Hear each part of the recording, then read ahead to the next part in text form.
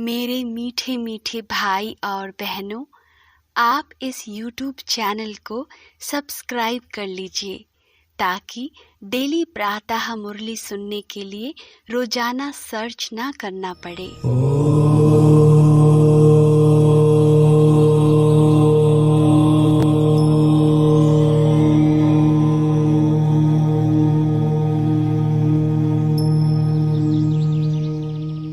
ओम शांति। 24 सितंबर 2021 आज के ईश्वरीय महावाक्य। पहले सुनते हैं मुरली के मुख्य पॉइंट्स। किसी भी प्रकार के विघ्नों से, कमजोरियों से या पुराने संस्कारों से मुक्ति चाहते हो तो शक्ति धारण करो, अर्थात अलंकारी रूप होकर रहो। जो अलंकारों से सदा सजे सजाए रहते हैं वह भविष्य में विष्णुवंशी बनते हैं, लेकिन अभी वैष्णव बन जाते हैं। उन्हें कोई भी तमोगुनी संकल्प व संस्कार टच नहीं कर सकता। वे पुरानी दुनिया अथवा दुनिया की कोई भी वस्तु और व्यक्तियों से सहज ही किनारा कर लेते हैं।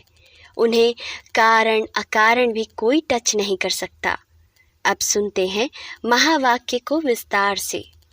मीठे बच्चे, तुम यहाँ श्री कृष्ण जैसा प्रिंस बनने की पढ़ाई पढ़ते हो। तुम्हें पढ़ाने वाला स्वयं भगवान है। प्रश्न: बाबा जब भगवानुवाच शब्द बोलते हैं तो कई बच्चे भी मूंझ जाते हैं, क्यों? उत्तर: क्योंकि भगवान तो गुप्त है। वह समझते हैं शायद इस दादा ने भगवानुवाच बोला है, परंतु निराकार भगवान को बोलने के लिए जरूर मुख चाहिए ना। बाबा कहते यह वंडरफुल समझने की बात है कि मैं कैसे इनमें प्रवेश कर तुम्हें पढ़ाता हूँ। ओम शांति। भगवानुवाच। भगवान क्या कहते हैं? यह भगवानुवाच किसने कहा? देखने में तो कोई आता नहीं। मनुष्य को भगवान नहीं कहा जाता। कोई समझेंगे कि बोलने वाले ही कहते हैं भगवानुवाच, लेकिन निराकार भगवान बोल रहे हैं, यह सिर्फ तुम ही जानते हो। यह कौन बैठा है? भगवान कहाँ है? यह नई बात है ना, इसलिए मनुष्य मूंझ जाते हैं। लेकिन भगवानुवाच है जरूर। कहते हैं कि मैं बच्चों को राजयोग सिखा रहा हूँ। नर से नारायण अथवा कृष्ण, नारी को लक्ष्मी अथवा राधे बनाने के लिए योग और ज्ञान सिखाता हूँ। इनसे और क्या चाहिए?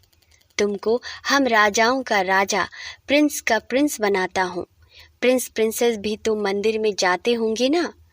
विकारी प्रिंस, निर्विकारी प्रिंस श्री कृष्ण को नमन करते हैं, तो मैं तुमको प्रिंस का भी प्रिंस बनाता हूँ। श्री कृष्ण जैसे स्वर्ग का प्रिंस बनो। नॉलेज पढ़ने से ही तो बनेंगे ना। डॉक्टर व बैरिस्टर कहेंगे ना स्टूडेंट को कि मैं तुमको डॉक्टर व बैरिस्टर बनाता हूँ, परंतु पढ़ेंगे तब तो बनेंगे। बाबा कहते बच्चे, अच्छी रीति समझते हो कि राजयोग सिखलाने वाला एक ही भगवान है, ना कि कृष्ण। राधे कृष्ण तो अलग अलग राजाई के बच्चे हैं। उन्हीं की आपस में सगाई होती है, शादी के बाद नाम बदलता है। इसलिए चित्र में भी लक्ष्मी नारायण के नीचे राधे कृष्ण को दिखाया है। अब बाप अच्छी रीति समझाते हैं कि यह ब्रह्मा भी नंबर 1 भगत था। पिछाड़ी में नारायण की पूजा करते थे। कृष्ण की भक्ति की व नारायण की भक्ति की एक ही बात है। कृष्ण ही बड़ा होकर नारायण बनता है। अब तुमको नर से नारायण बनने के लिए राजयोग सिखला रहे हैं। अब तुम्हारे 84 जन्म पूरे हुए। अब इनकी आत्मा भी पढ़ रही है, फिर भविष्य में श्री कृष्ण बनती है। बाप कहते हैं बच्चों, तुम ज्ञान चिता पर बैठ गोरे बनते हो, फिर काम चिता पर बैठ सांवरे बन गए हो। यह है कंसपुरी। मैं तुमको कृष्णपुरी ले जाने के लिए आया हूँ। श्री कृष्ण ही सर्वगुण संपन्न, 16 कला संपूर्ण है। यहाँ कोई में सर्वगुण है नहीं। मैं आया हूँ बच्चों को संपूर्ण निर्विकारी बनाने। बनना है योग बल से। बाहुबल है हिंसक लड़ाई, जो तीर कमान से होती थी, फिर बंदूकों तलवारों से हुई। अब तो होती है बॉम्बस से। खुद कहते हैं हम ऐसे बॉम्ब्स बनाते हैं जो घर बैठे सब खत्म हो जाएंगे, फिर मिलिट्री क्या करेगी? बाप कहते हैं मीठे मीठे बच्चों, यह पाठशाला है।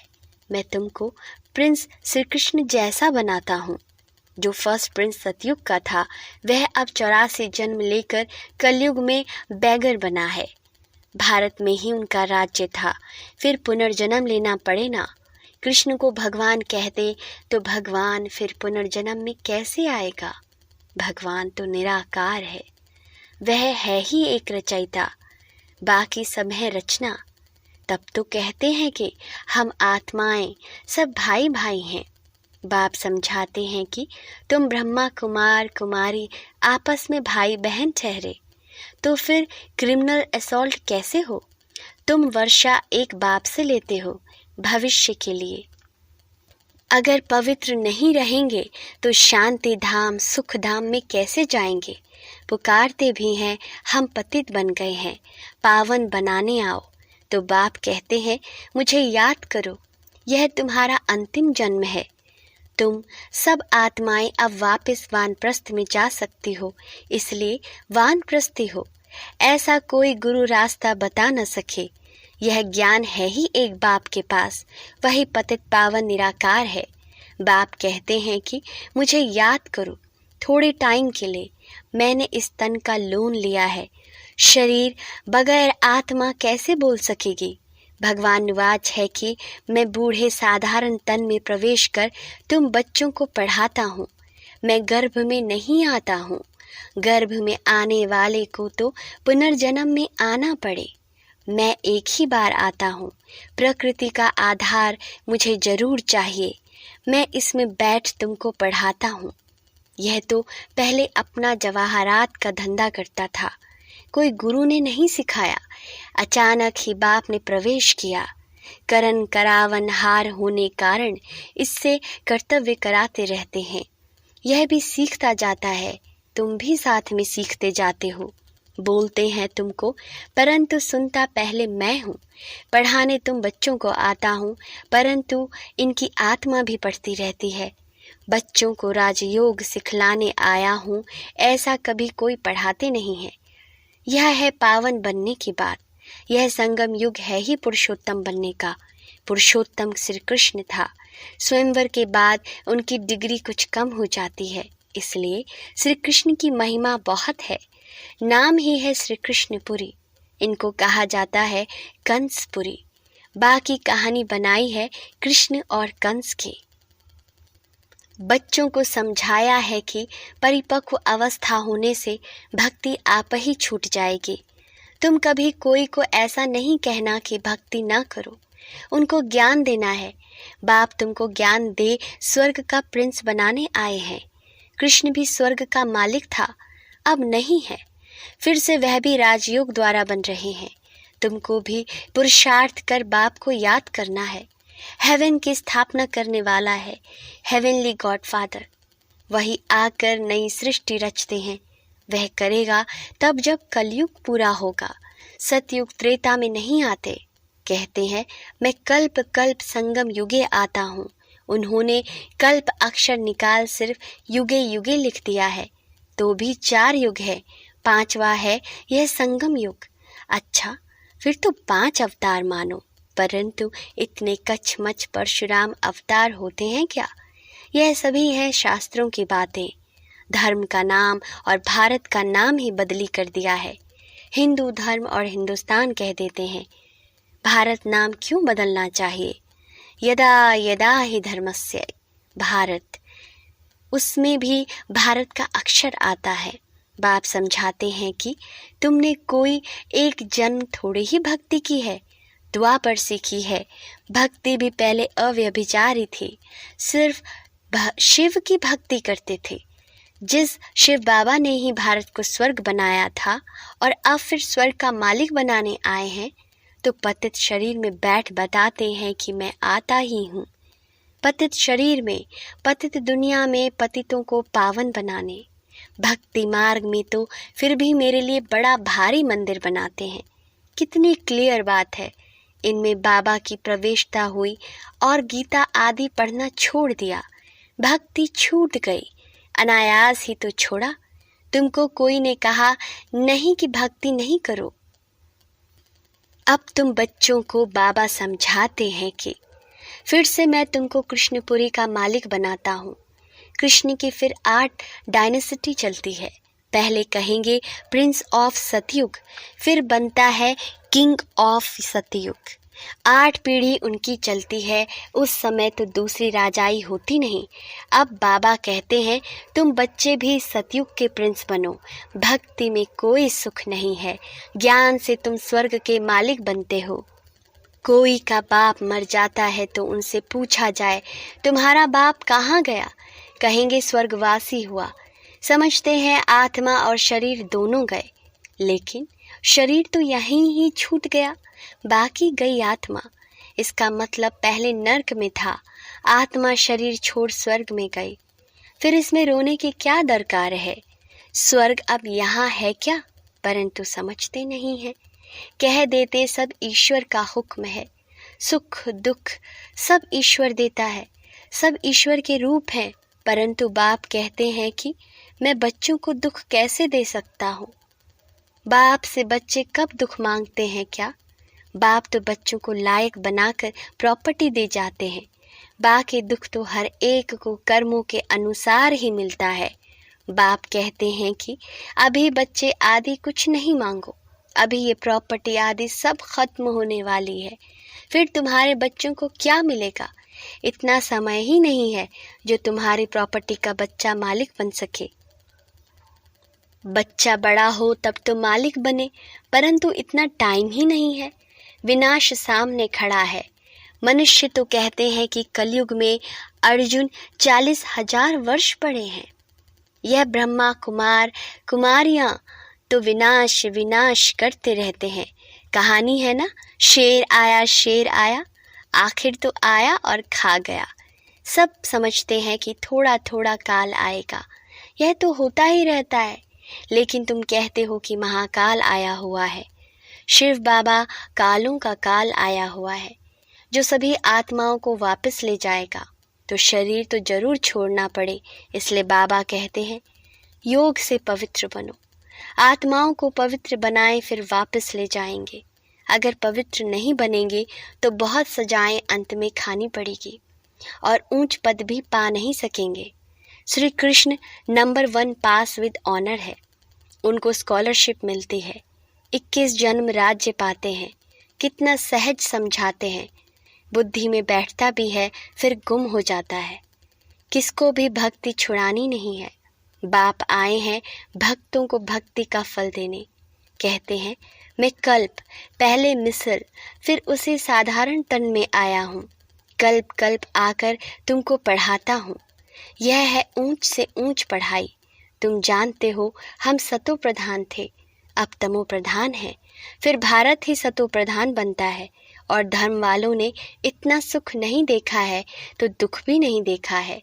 बाहर वालों के पास पैसा तो बहुत है, तो गरीब देश को कर्ज देते हैं।